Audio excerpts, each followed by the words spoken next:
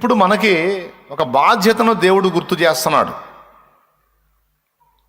ఈ సందర్భంలో మళ్ళీ ఒక్కసారి మీకు చెప్తాను, మీ సమస్యలు, బాధలు, ఇరుకులు, ఇబ్బందులు, అప్పులు, తిప్పలు, రోగాలు, నొప్పుల గురించి మీరు చింతపడొద్దు.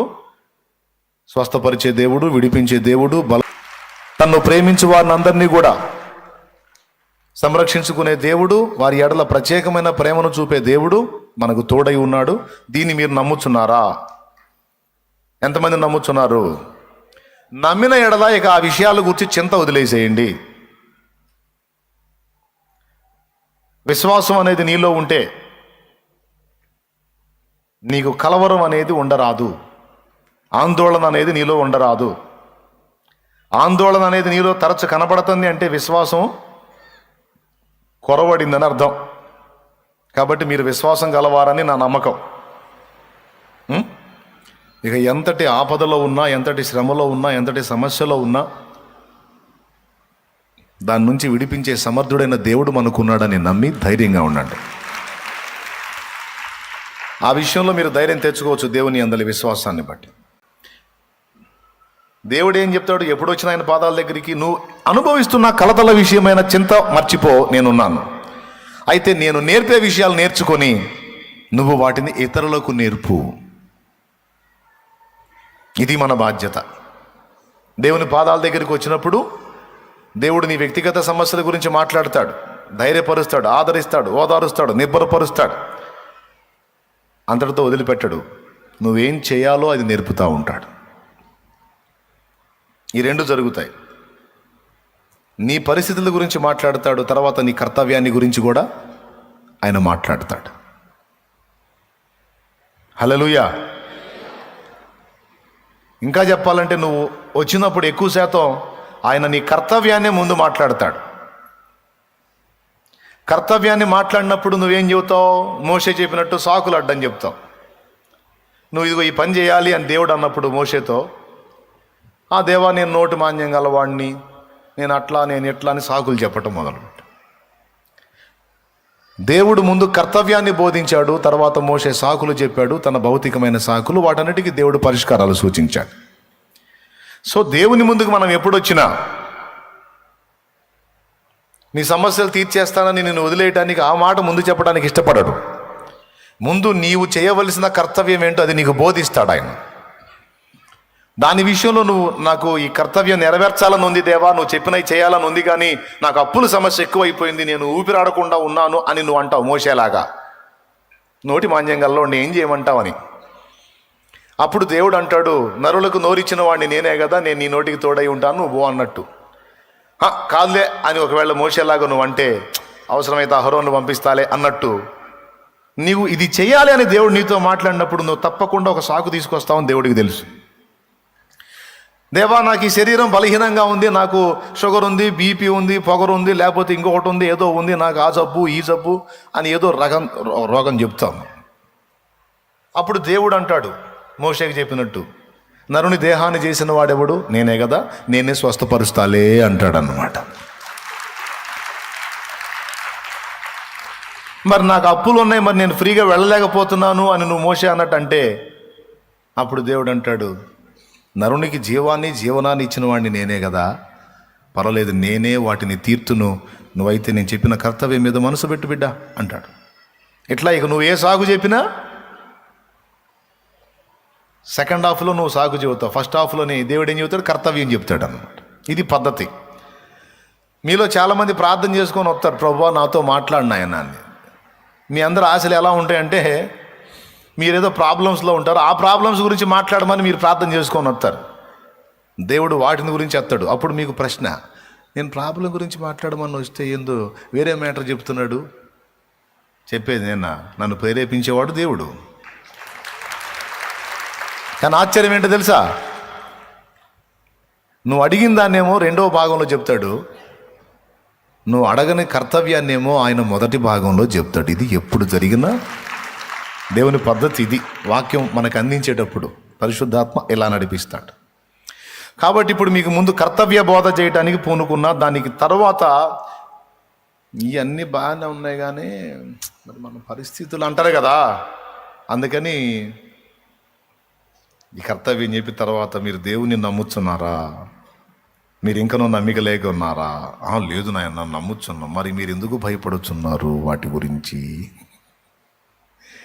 అయిపోయింది. ఏమైపోయింది? మ్యాటర్ ఒక వైనానికి వచ్చింది కదా. ఇప్పుడు కర్తవ్యం చెప్తా. మీకు ఇంకెవరికైనా కలవరం ఉందా మీ సమస్యల గురించి? లేదు. నాకు బోల్డన్ ఉన్నాయి, నాకు కలవరం లేదు. ఎందుకంటే మీకు నాకు ఆయన తెలుసు. ఎవరు తెలుసు? ఆయన ఏందో తెలుసు, ఆయన జ్ఞానం తెలుసు, ఆయన బలం తెలుసు, ఆయన సామర్థ్యం తెలుసు, మనల్ని ఆయన ఎంత ప్రేమిస్తున్నాడో తెలుసు. మహాజ్ఞాని అయినవాడు, మహాబలవంతుడైన వాడు, మనల్ని పిచ్చిగా ప్రేమించేవాడు మనకు తోడై ఉన్నాడు. ఇది నేను గుడ్డిగా నమ్ముతా.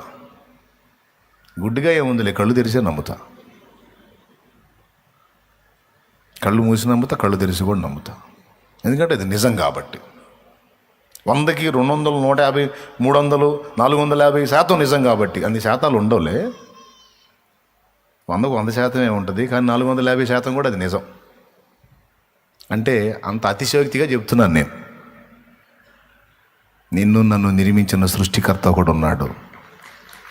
ఆయన సృష్టించకుండా నువ్వు నేను రాలా. నీకు నాకు ఈ జీవితాన్ని, ఈ దేహాన్ని ఇచ్చినవాడు ఒకడు ఉన్నాడు. ఆయన ఇవ్వకుండా నువ్వు నేను రాలా. కాబట్టి మనకి ఈ బ్రతుకునిచ్చినవాడు బ్రతుకు తెరువును కూడా ఇస్తాడు. ఈ బ్రతుకునిచ్చినవాడు అనేక మందిని బ్రతికించడానికి కూడా కృపనిస్తాడు. Don't worry. ప్రస్తుతం మీరు అనుభవిస్తున్న శ్రమలకు కలత చెందొద్దు. ఇప్పటి శ్రమలన్నీ రాబోవు దినములలో నీకు ఆశీర్వాదకరమైన అనుభవాలుగా మారిపోతాయి. Don't worry. ఇంకెవరన్నా సణుక్కున్నా కొనుక్కున్నా ఈ ఆశీర్వాదం పోయింది, జాగ్రత్త. ఎట్లా సణుక్కోవచ్చు అంటే, ఏందో ఈ మాట చెబుతూ ఉన్నాడులే కానీ మన పరిస్థితులు ఏం మారట్లేదుగా, అది సనగటం అంటే. అట్లా అనుకున్నామంటే ఇప్పుడు పలికిన ఆశీర్వాదం పోయిద్ది. కాబట్టి అట్టే అనుకోవద్దు, కూసోయిగా. ఇప్పుడు నేను చెప్తాను విను. దేవునికి మనుషులకు నమ్మకంగా ఉంటూ నేర్పాలి. రాసుకో, నేర్పాలి. దేవునికి మనుషులకు నమ్మకంగా ఉంటూ నేర్పాలి. మనల్ని నమ్మిన వాళ్ళని మోసం చేయకూడదురా. అంటే నమ్మని వాళ్ళని మోసం చేయొచ్చు అంటానేమో. మోసపూరితమైన జీవితం మంచిది కాదు. దేవుణ్ణి మనుషుల్ని దృష్టిలో పెట్టుకొని మనం నమ్మకంగా ఉంటాన్ని నేర్చుకోవాలయ్యా.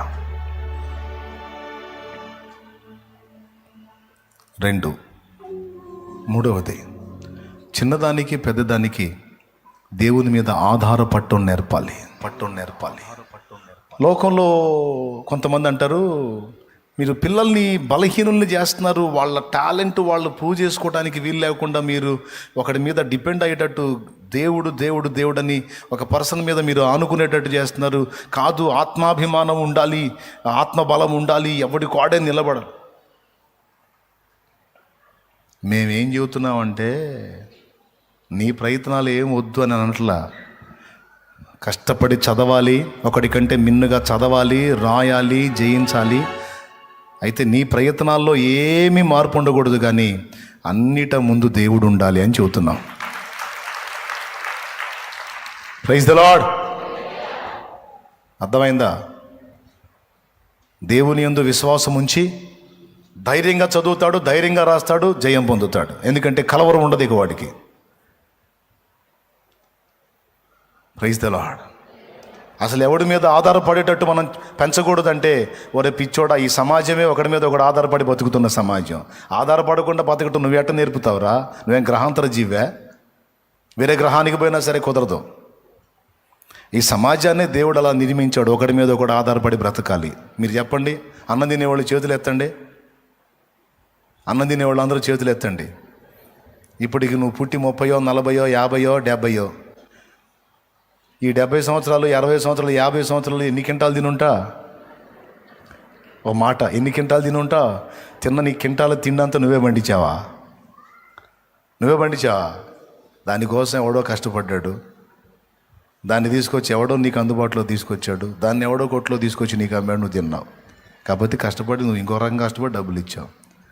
ఎంతమంది మీద డిపెండ్ అయ్యి వచ్చింది నీకు అన్నం? చివరికి ఇంట్లోకి రైస్ వచ్చినా కూడా మళ్ళీ నీ భార్య వండి పెడితే తిన్నావు. నీ తల్లిదండ్రి వండి పెడితే తిన్నావు. ఇతరుల మీద ఆధారపడకుండా బతికెక్కడా? ఇప్పుడు కొత్త మొఖాలు వచ్చి మాట్లాడుతున్నారు, అస్సలు మనం ఆత్మాభిమానాన్ని నేర్పాలి, తన మీద తాను నిలబడేటట్టు చేయాలి. అరే, ప్రపంచమే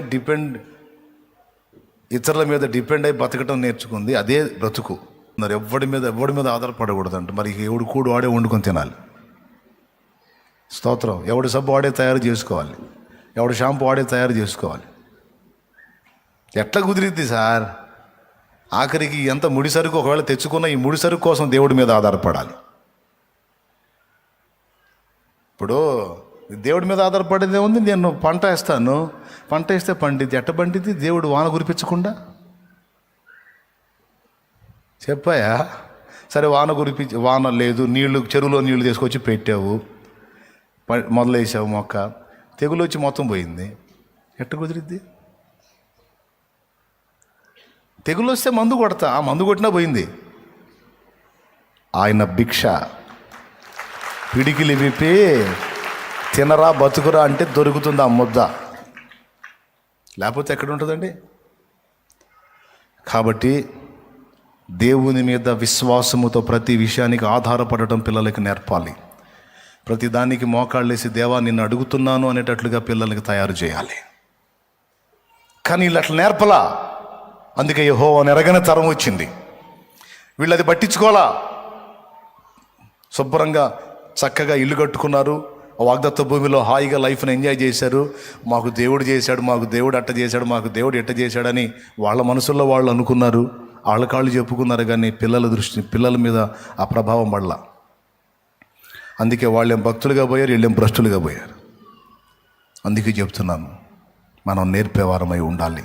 దానికి ముందు మనం నేర్చుకోవాలి. ప్రియులారా, దేవుని సేవ చేయటం నేర్పించాలి. పైసలు ఇవ్వటమే కదా అవసరమైతే, నానా అరే కూటమి అయిపోయింది చూడు, చండాలంగా కాగితాలన్నీ వేశారు, రే చిన్నోడా తీ కాగితాలనేది. ఏంటి మమ్మీ అందరూ వెళ్తా ఉంటే నువ్వు కాగితాలు ఏంటి? నేను చెత్త పని చేస్తానా? రే దేవుని సన్నిధి సేవరా ఇది, అసలు అదృష్టంరా నాయన, ఇది దొరకదు. దేవుని సంఘంలో, దేవుని మందిరంలో పరిచర్యరా. వీళ్ళందరూ ఎవరు అనుకున్నా? దేవుని సంఘం.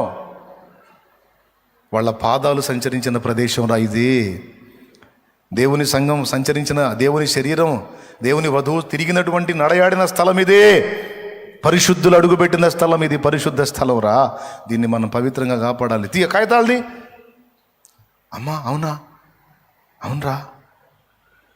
ఎంతమంది తల్లులు చెబుతారు, అమ్మ కాగితం ఆడే. అందరికి ఉండదు ఈ బుద్ధి. ఇప్పుడు చెబుతున్నా కదా, నెక్స్ట్ శుక్రవారం చూపిస్తాను నాకు, మీ కళ్ళకి మీకే చూపిస్తాను నాకు. ఇప్పుడు నేను చెప్పింది పోయిద్ది నాకు తెలుసు, నెక్స్ట్ శుక్రవారానికి మళ్ళీ అంతే. కానీ నేను చెప్పేది వాస్తవం. సేవ చేయటం. వాడికి మందిరంలోకి వచ్చి పనిచేస్తాడు. కాగితాలన్నీ ఎత్తేయటమే కాదు, ఇక మళ్ళా నువ్వు అయ్యా ఈరోజు సెలవు ఖాళీ ఉంది, మందిరం కాడికి పోదాం పండి, ఏమైనా పని ఉంటే చేద్దాం, దేవుని పని చేద్దాం పండిరా, లేకపోతే ప్రార్థనలో గడుపుదాం పండిరా, అక్కడ దేవుని సన్నిధికి పోదాం పండి. సన్నిధిని ప్రేమించేటట్టు. వాడు మామూలుగా రాడు అనుకుంటే అక్కడ పక్షులు ఉంటే నాన్నదా రారా, అక్కడ అయ్యుంటే రారా ముందని వాడిని ముందు దేవుని సన్నిధికి అలవాటు చేయాలి. వాడు సన్నిధిని ప్రేమించేటట్టు తయారు కావాలి. ప్రార్థన తోటకి పోదాంపా, అక్కడ చెట్లు ఉంటాయి, అన్నీ ఉంటాయి, ప్రార్థన చేసుకోవడానికి బాగుంటుంది, నడు పోదాంపా. అక్కడ దేవుని కార్యాల మీద, దేవుని సన్నిధి మీద పిల్లలను అలవాటు చేయాలి. ఇట్లా నేను చెప్పినవి సీరియస్గా తీసుకుంటారా లేకపోతే వదిలేస్తారా? వదిలేస్తే నేను చేయగలిగింది ఏం లేదు. నేర్పుకోగలిగితే ధన్యులవుతారు. మీ తర్వాతి తరాన్ని కూడా ప్రభావితం చేయగలుగుతారు.